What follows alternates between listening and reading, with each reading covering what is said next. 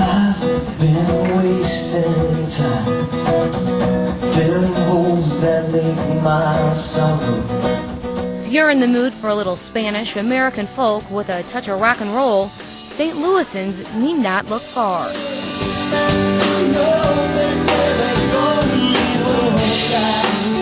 Javier Mendoza has been performing on area stages for the past 15 years, offering his unique yet familiar sound to music fans. He's recorded 7 CDs, and in March 2007, his 8th CD debuts, self-titled Javier Mendoza. And this one, he says, is different. Got to go, need to see myself again. Wanna ride the highway with my best friend. One of the reasons it's very different, I think, is because I didn't focus it on a band. I focused it on songs, basically. Funny enough, I actually was getting into writing very American folk songs. You know, they're just, for the first time I was writing, I mean, I'm not saying they were like that, but they were very influenced by like Johnny Cash and a lot of Ray LaMontagne, listening to, you know, very Americana, kind of rootsy folk music. As an artist, much of Mendoza's work represents his own experiences. I carry miles that's heavy soul and chase the sun in case it rains. But sometimes the meanings are open to interpretation. And I asked you to go.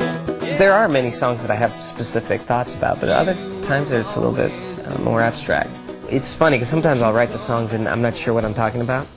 So I'll sit down and read it and then, oh, this makes sense to me. And then other people come to me, isn't this song about blah, blah, blah? And I'm like, yeah, it could be about that. That sounds like you're right, that's good.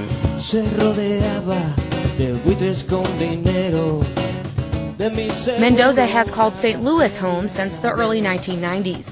But before settling in the Midwest, he lived a number of places. He was born in Virginia, raised in Spain, lived in Germany, and that's just to name a few. Mendoza grew up in a house with a Spanish mother, a Mexican-American father, and music was plentiful.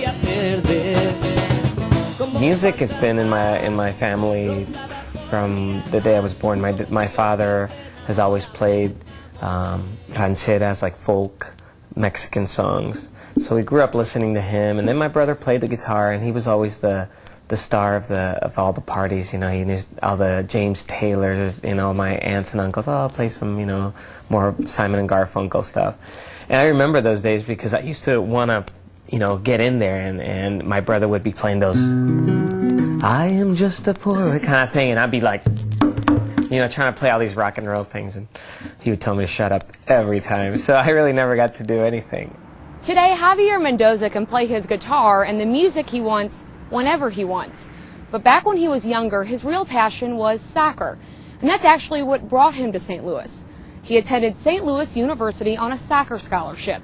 But when a knee injury sidelined his dreams of one day playing in the World Cup, he decided to pursue another one.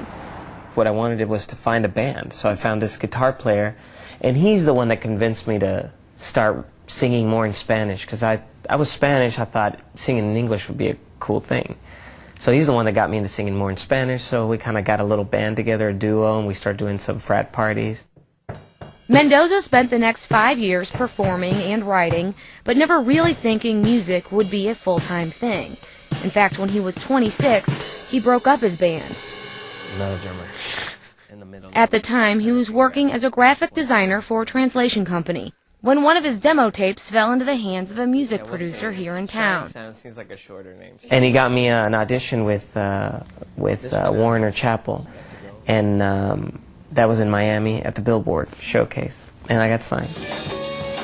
Javier Mendoza has built a solid fan base here in St. Louis and throughout the country. But when it comes right down to it, for him, it's still about just being able to play.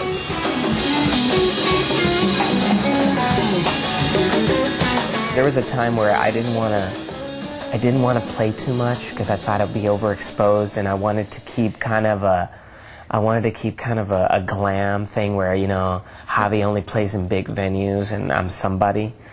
And that slowly went away. It just went away. I got older and I just said, I just want to play.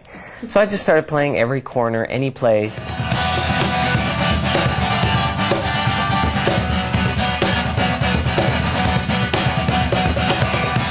Javier plays about 125 shows a year all over the country.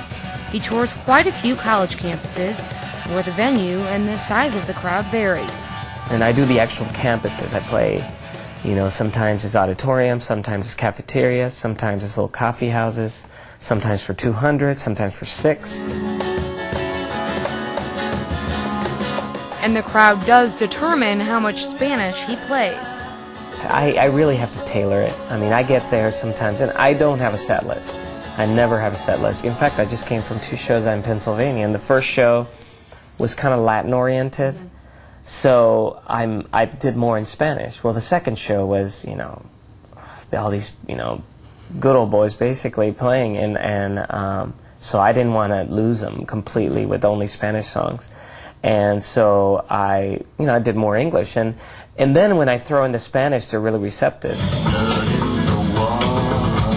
With his latest album, Javier plans to excite his fans with a whole new set of music. This album was created in 2 different countries on 2 different continents. While in Spain during the summer of 2006, Mendoza produced the music tracks for the songs and added the vocals later at a recording studio here in St. Louis. I did go to Spain, worked there 3 months with my cousin David, and David is he's like a brother to me, but he's like an engineer slash producer, and he's worked with many flamenco artists over there. And we get this flamenco artist, this flamenco percussionist, and we blended it, and I have no idea how, but it worked, and it's just blend of American folk pop with flamenco.